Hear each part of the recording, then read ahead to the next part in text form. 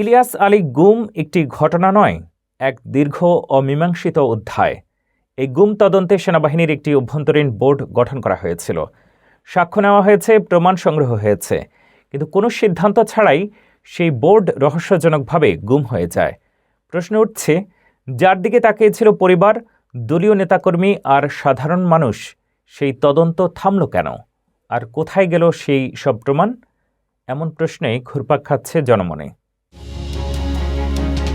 2024 সালের সেপ্টেম্বরের শুরুতে সেনাবাহিনী গঠন করেছিল একটি অভ্যন্তরীণ বোর্ড, যার লক্ষ্য ছিল ইলিয়াস আলীর গুমের অভিযোগ তদন্ত করা। Lieutenant general SM. কামরুল হাসানের নেতৃত্বে প্রায় 2 সপ্তাহ বোর্ড কার্যক্রম চালায়। প্রায় 60 জন কর্মকর্তা ও সৈনিকের সাক্ষাৎকার নেওয়া হয়। সাক্ষ্যগুলো রেকর্ড করা হয় অডিও, ভিডিও ও লিখিতভাবে।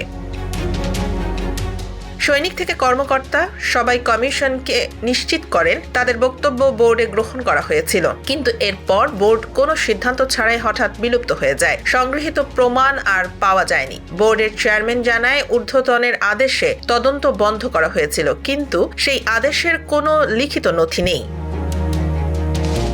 কমিশনের প্রতিবেদনে বলা হয়েছে, এটি তদন্তে প্রাতিষ্ঠানিক বাধার স্পষ্ট উদাহরণ। প্রমাণ সংগ্রহ ও সাক্ষ্য থাকা সত্ত্বেও কোনো ফলাফল হয়নি, যা অভ্যন্তরীণ তদন্তের নিরপেক্ষতা ও বিশ্বাসযোগ্যতাকে প্রশ্নবিদ্ধ করে। ফলে এক যুগ পরও ইলিয়াস আলী গুম মামলায় সত্য উদ্ঘাটনের পথ অমীমাংসিত।